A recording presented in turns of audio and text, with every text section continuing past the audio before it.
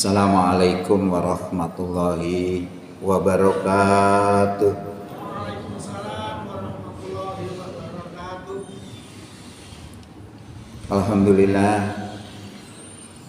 Alhamdulillahilladzi arsala rasulahu bil huda wa dinil haq liyuthhirahu 'ala dini kullih walau karihal musyrikun. Asyhadu an la ilaha illallah wahdahu la syarikalah wa asyhadu anna Muhammadan abduhu wa rasuluh la nabiyya ba'dah. Allahumma shalli wa sallim wa barik ala Muhammad wa ala alihi wa sahbihi wa sallim ajmain, amma ba'du. Bapak Ibu jamaah Masjid Al-Hidayah rahimakumullah. Syukur alhamdulillah di pagi hari ini kita bisa hadir untuk sholat subuh berjamaah yang dilanjutkan dengan kultum dalam rangka menambah wawasan keislaman kita sekaligus menambah mantapnya keimanan kita. Mudah-mudahan kehadiran kita di pagi ini diterima sebagai amal soleh di sisi Allah Subhanahu wa Ta'ala. Bapak Ibu yang kami hormati, sebagaimana apa yang kami sampaikan minggu yang lalu terkait dengan sifat atau karakter Nabi dan orang-orang beriman yang bersamanya, itu adalah keras tegas terhadap orang-orang kafir, lemah lembut terhadap sesama orang beriman. Pada hari ini akan kami sampaikan Quran surat 8 ayat 2. A'udzubillahi minasyaitonirrajim. Bismillahirrahmanirrahim. Sesungguhnya innamal mu'minuna allazina idza dzukirallahu wajilat qulubuhum wa idza tuliyat alaihim ayatuhu zadatuhum imana wa ala rabbihim yatawakkalun. Sesungguhnya orang beriman itu adalah orang yang apabila disebut nama Allah bergetar hatinya. Ini sulit. Nah, ini melalui latihan-latihan yang bisa seperti itu biasanya orang-orang yang suka zikir kepada Allah. Walaupun zikir itu sendiri kalau sifatnya hanya mengejar target saya harus dapat sekian ribu, itu belum tentu sesuai. Belum tentu mencapai tujuan itu. Jadi zikir itu sebenarnya ngeduk gitu, seperti orang ngeduk itu dirasakan, itu bisa. Karena kalau kita lihat orang zikir itu kan ada dua, zikir jahar dengan zikir sirri. Zikir jahar itu zikir yang diucapkan dengan lisan kita. Zikir sirri adalah zikir yang diucapkan dengan hati.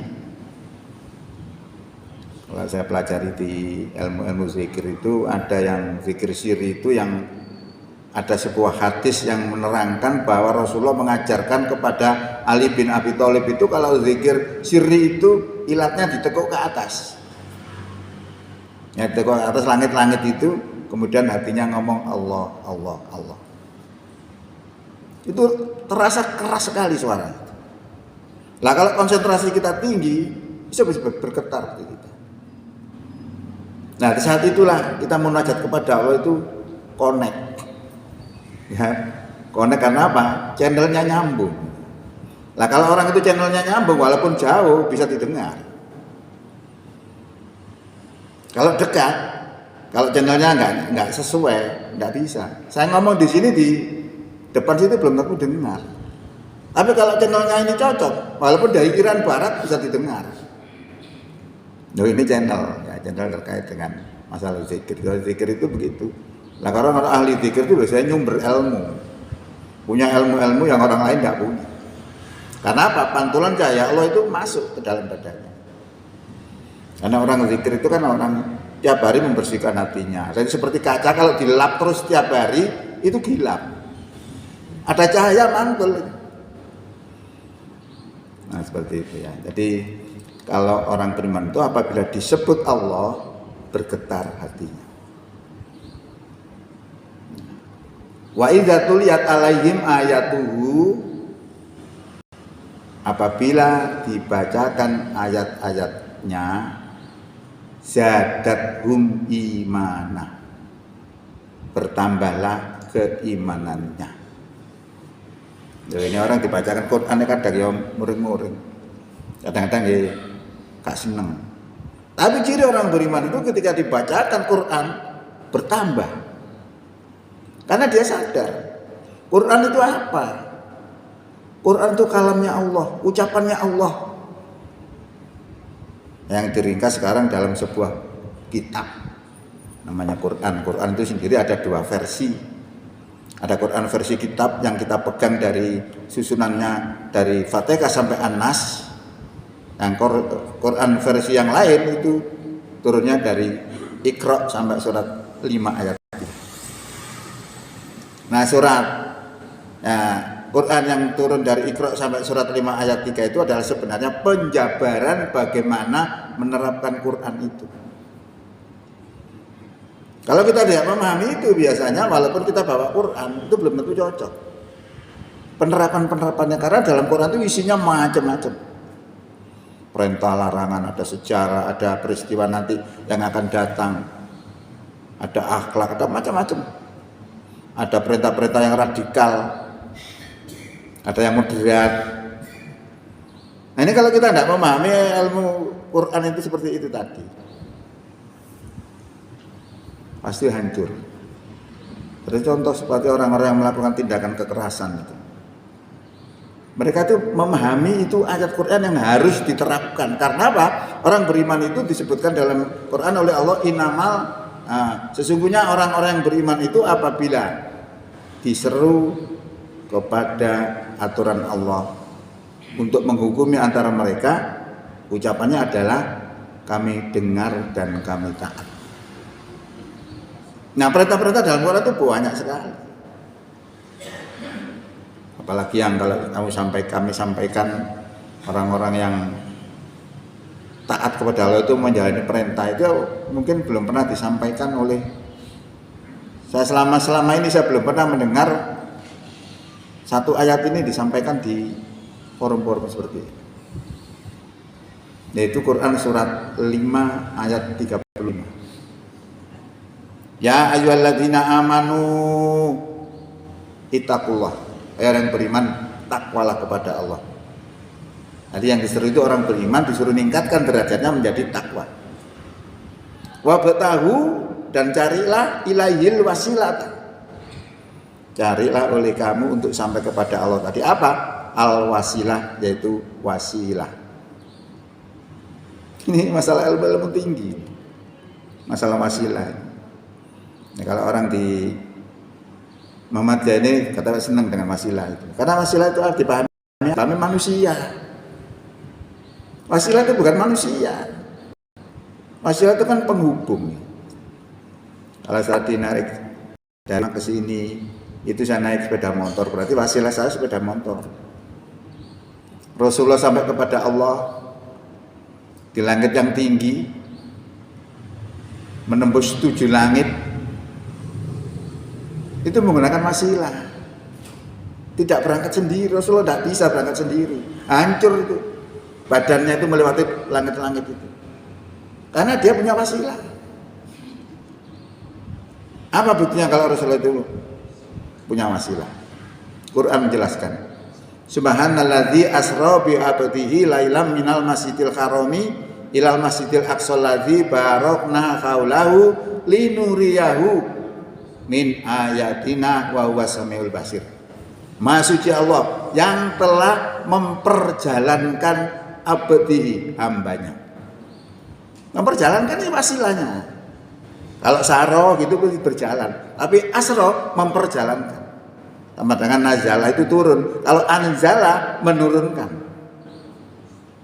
Jadi itu diperjalankan. Kalau selalu diperjalankan berarti dia menggunakan wasilah. Nah, cuma wasilah ini kalau dipahami orang-orang itu sebagai manusia ya memang kurang benar. Bahkan orang itu kalau profesor doktor ya, itu yang ahli sufi gitu itu memahami bahwa wasilah tadi itu sebenarnya adalah cahaya Allah. Nah, cahaya Allah ini kenapa Rasulullah bisa sampai kepada Allah? Itu dikarenakan zatnya sama. Ya. Jadi nurullah itu zatnya sama dengan zatnya Allah. Secara teoritis, kalau zat itu sama akan bisa bertemu. Kita analogikan dengan matahari. Matahari itu mengeluarkan cahaya, mengeluarkan sinar. Ya. Sinarnya sampai ke bumi ini kurang lebih jutaan tahun. Semua yang mendekat matahari pasti fana. Tidak bisa. Tapi ada yang bisa mendekat matahari, apa itu? Yaitu sinarnya sendiri. Karena sinarnya itu berasal dari matahari itu sendiri. Zatnya sama akan bisa kembali kepada zat yang sama itu. Itu teoritis. Makanya Rasulullah sampai bisa kepada Allah di tempat yang tinggi, padahal satu langit saja dalam perjalanannya dengan kecepatan yang paling tinggi, yaitu kecepatan cahaya. Itu kurang lebih 1 menit, 1 detik atau berapa? 300.000 km. Itu kalau 1 jam 1.080.000 km per jam. Itu pun harus berjuta-juta tahun untuk menembus satu langit. Padahal dia menembus 7 langit. Hanya ditempuh dalam waktu tidak sampai semalam. Karena berangkat sesudah Isya, pulangnya sebelum subuh. Berarti antara 6 sampai 8 jam. Karena wasilah. Karena zatnya sama. Lah itu bisa sebenarnya kita peroleh. Karena cahaya itu tidak semua orang diberi oleh Allah. Orang-orang tertentu saja. Kedekatannya diri kita kepada Allah. Seberapa besar kedudukan kita di hadapan Allah? Jawabannya adalah seberapa besar kita meletakkan Allah dalam diri kita. Nah, kalau kita nggak pernah eling ya berarti nggak pernah menempatkan Allah pada diri kita. Kalau eling tandanya itu gampang. Kalau sebarang selalu berdoa, mlebu WC berdoa, masuk masjid berdoa, tandanya eling. Ya. Jadi kalau orang itu kepingin dapat nurullah, hatinya harus selalu hidup.